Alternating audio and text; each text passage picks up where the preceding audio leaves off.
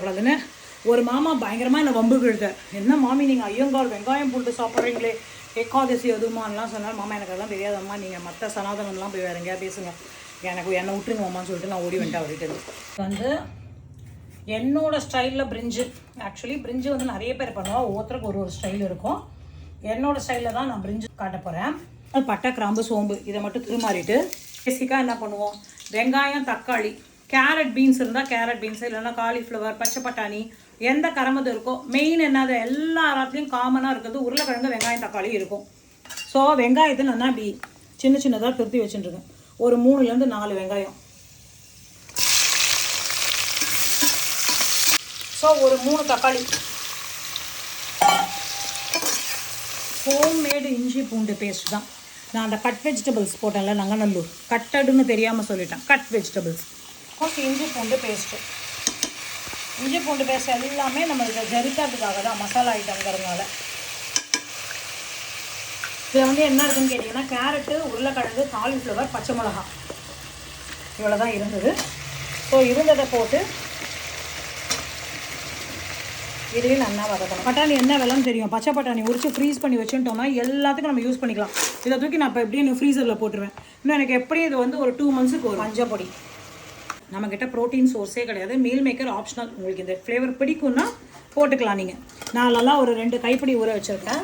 அந்த மீல் மேக்கரையும் இது வந்து சேர்த்துன்றேன்.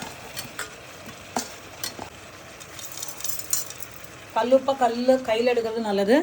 இட்ஸ் அ வெரி எல்லாத்துக்கும் மேலே ஒரு மெயின் டிப்ஸ். இது ஒரு கேட்ரிங்காரா சொல்லி நான் கேள்விப்பட்டேன்.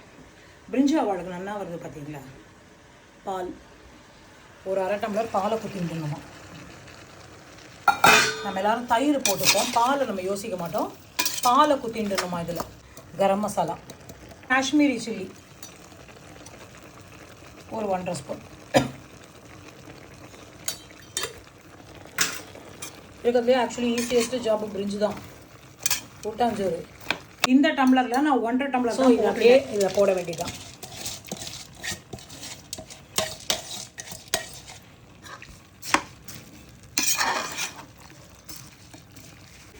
அடுத்தது ஒரு நல்ல ஃப்ளேவருக்காக எல்லாருமே தயிர் போடுவோம். தயிர் ஒரு கரண்டி. இப்போ இதில் பார்த்தா தெரியும், இதுலேயே பார்த்தீங்கன்னா இந்த கரமது காலிஃப்ளவர் எல்லாம் போட்டதுலேயே கொஞ்சம் இப்படி தண்ணி எடுத்துகிட்டு இருக்கு பாருங்கள். 1.5 டம்ளர் தண்ணி தான். ஏன் இந்த தண்ணின்னு கேட்டால், பால் பாத்திரத்தையே அலம்பிட்டேன், அந்த தண்ணியை எடுத்துட்டேன். இது மாதிரி கொதி வரும்போது குக்கரில் கரெக்டாக போட்டு ஸ்டீம் வரும்போது குக்கரில் வெயிட் போட்டால் போகிறோம்.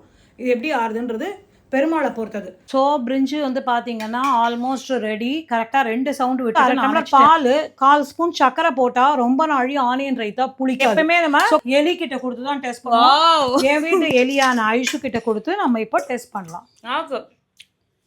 கொஞ்சம் உப்பு ஆட் பண்ணிருக்கலாம், போரும் உப்பு. ஆனால் சூப்பராக இருக்கும்.